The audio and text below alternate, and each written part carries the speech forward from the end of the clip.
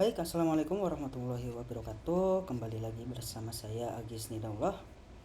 Setelah membuat view untuk mendaftarkan skripsi, setelah itu kita akan membuat logikanya supaya si skripsi itu masuk ke database. Oke, sebentar. Untuk logikanya itu ada di new, ini di pendaftaran tadi yang di view tadi. Nah, di sini dashboard pendaftaran create. Nah, kita akan mengimplementasikan fungsi create-nya. Jadi, kita masuk ke pendaftaran controller. Oke. Nah, di sini kita akan mengutak-ngatik kodenya di sini. Oke, sebagai contoh kita ambil data kode yang ada di master prodi. Kita copy terus paste di sini. Tapi sebelum itu kita daidam dulu. Di sini daidam this request get post untuk mengambil semua data ini ya, semua data yang ada di form. Oke, setelah itu ada beberapa UX yang saya ingin masukkan di sini. Pertama itu tanggal di sini saya asumsikan sebagai tanggal hari ini, jadi kita ganti tanggalnya ini menjadi now format. Oke, now nggak ada, lupa gua. Berarti date format date ymd sepertinya gitu. Kita coba refresh dulu. Oke, sudah sesuai. Setelah itu kita disable ini atau read only biar datanya nggak bisa di otak-atik. Setelah itu kita kasih class input disable biar ada indikator bahwa ini inputnya nggak bisa di otak-atik. Nah, setelah itu saya mau nge-disable juga untuk bagian name-nya dengan value langsung ambil dari session si user atau mahasiswa yang ini, yang login saat ini. Oke, masuk ke session username. Nah, seperti ini. Lalu kita ambil, kita pakai input disable class itu. Oke. Nah, tinggal jadi si mahasiswa itu tinggal ngisi judul skripsi, pembimbingnya siapa, serta laporan dan rekomendasinya. Sebenarnya untuk UX juga pembimbing 1 dan pembimbing 2 kan sama aja kayak di ini, di mahasiswa nih. Di tabel mahasiswa, bentar. Reload dulu. Nah, di sini kan ada NIP pembimbing 1 dan pembimbing 2. Nah, sebenarnya nggak terlalu masalah sih. Jadi kayaknya semisal ininya di read only juga nggak masalah. Sebentar, kita coba deh. Semoga sih nggak masalah. Kalau masalah ya nanti tinggal dicabut lagi aja. Oke, 2 ini di disable. Read only dulu sementara. Read only. Ini juga read only.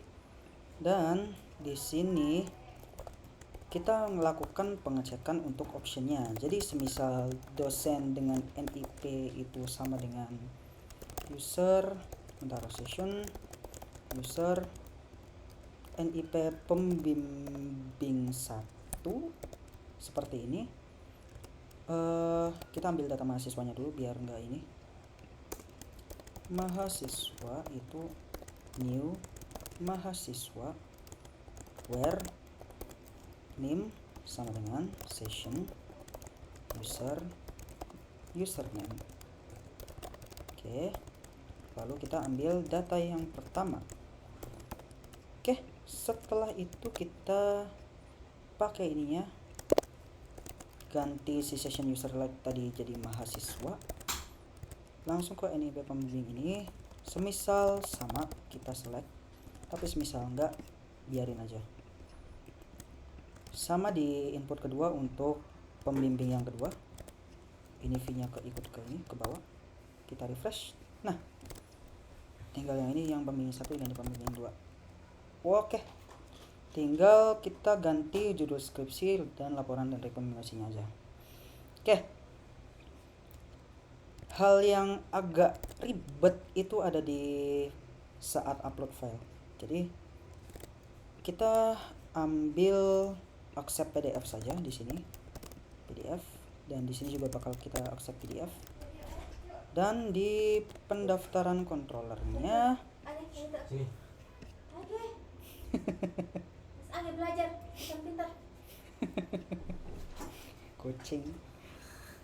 Oke, setelah itu sampai mana tadi gua lupa. Oke, lanjut. Kayaknya ini masukin data dari view ke database. Oke, masukin judul skripsi. Contoh judul skripsinya testing kucing aja, contoh, gara-gara ke distract kucing tadi. Untuk laporannya kita ambil dari contoh file yang example aja, yang ini. Untuk rekomendasinya juga sama, rekomendasi dari ini, dari pembimbing. Saya lupa ini rekomendasi apa ini. Oke, laporan rekomendasi aja, nggak ada itunya. Laporan skripsi sama surat rekomendasi pembimbing. Oke, laporan skripsi, rekomendasi pembimbing. Oke, itu kita coba simpan dulu. Nah, di sini ada 5 inputan, cocok. Jadi kita tinggal masukin dulu si itunya. Pertama kita ganti ininya ke request get post. This request get post. Masukin array key yang tadi, yang tanggal, lalu ada name, lalu ada judul skripsi. Setelah itu ada NIP pembimbing 1 dan 2. Pembimbing 1, 2. Oke, tinggal masukin lampirannya. Kita coba dulu ini, this model last ID ya kalau nggak salah. Coba cari dulu code igniter for get last insert ID. Oh, langsung ke insert ID. Oke, model insert ID, coba ya, coba dulu dah, barangkali error ya, no problem. Kita save. Oke, insert on null, modelnya belum terdefinisi, lupa.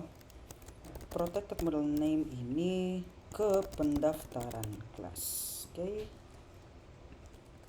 Nah, di sini itu untuk file laporan dan file rekomendasinya, karena required ini diganti permit empty. Berarti di sini ganti juga permit empty. Require-nya dihapus. Terus di is diterima ini bakal jadi 0 langsung. Nah, coba dulu yang ini di insert dulu. Ntar yang nullable berarti is diterima juga. Ini permit empty aja dulu. Oke, berarti nggak ada validasi yang penting untuk itu. Yang lainnya nomor bukti juga permit empty dulu. Oke, kita coba tambahin data. Example, simpan. Nah, insert ID integer 1. Oke, berarti last ID-nya itu adalah 1.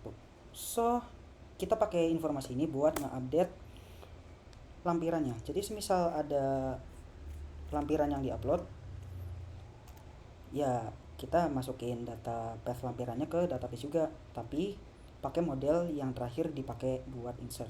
Oke. Semisal if file file laporan itu sama dengan this request get file laporan aja kalau nggak salah. File laporan juga, oke. File laporan sama file rekomendasi. Oke, file rekomendasi. Setelah itu kita lakukan pengecekan lagi. contoh ada di ini, ada di script mahasiswa. Semisal name-nya nggak ada atau name filenya nggak ini, filenya belum dipindahin, kita update modelnya. Ini jadi file laporan kalau nggak salah dari row-nya. Bentar, pendaftaran file laporan, oke cocok. Tinggal yang ini diganti ke this model insert ID. Oke. Sama juga untuk file rekomendasinya. Di sini ganti ke file 334 file rekomendasi. Rekomendasi. Oke. Oke, setelah itu kita coba lagi dengan file yang berbeda, data baru aja intinya. Oke, nomor bukti ini oke. Oh iya, nomor bukti. Ngomong-ngomong tentang nomor bukti ini harus diisi jadi this model update this model insert ID nomor bukti jadi random string. Code igniter for random string. Oke, ini kalau nggak salah, yap, random string. Parameter pertama itu tipenya ada alpha numerik, basic, numerik, no zero, MD5, SHA-1 atau crypto. Bebas, kalian pilih yang mana. Contoh saya akan gunakan numerik kayaknya. Numerik dengan nomor bukti angka minimal 5 digit yang di-generate otomatis secara random. Kalau minimal berarti 5, berarti pakai 16 aja kayaknya, biar lebih aman. Oke. Setelah itu history manual, oke, cukup. Let's go. Oke, nggak ada yang itu lagi kayaknya. Refresh dulu. Sheesh. Refresh. Judul skripsinya testing kucing. File laporan PDF-nya file example, sama rekomendasi pembimbingnya juga example. Kita simpan. Boom. Undefined function app controllers random string. Oke. Itu random stringnya nggak ke-define, jadi kemungkinan ada di karena helpernya belum ke panggil ya. Oke, kita harus panggil helpernya dulu di ini, di fungsi create-nya. Helper text seharusnya itu udah ngeload juga. Coba ulang. Laporan skripsi testing kucing. Ini juga testing juga, sampel. Oke, di sini NIM sudah terdaftar. Aduh, gua masukin kemana lagi ini? Oke, kayaknya NIM di sini pakai unik. Nah, hapus. Logikanya si mahasiswa bisa mendaftarkan lebih dari satu judul skripsi.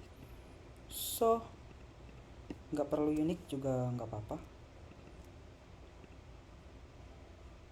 Kita masukkan file laporan skripsi dan laporan rekomendasi pembimbing. Simpan. Boom, berhasil menambah prodi. Oke, di situ message-nya masih ngaco. Berhasil mendaftarkan judul contohnya. Oke, balik lagi ke browser, coba kita lihat di database apakah ada. Ya, ada. Ini nomor buktinya, ada tanggal, ada judul skripsi, NIM pembimbing 1, pembimbing 2, file laporan, file rekomendasi, dan diterima atau belumnya. Nah, untuk itu setelah ini sebenarnya nggak ada hal lain yang harus ditambahkan di video ini. Oke, untuk selanjutnya kita akan buat file approval berarti setelah ini. Jadi setelah si mahasiswa mendaftarkan judul skripsinya, nanti sama admin atau si tata usaha itu nanti akan mengusulkan kapan tanggal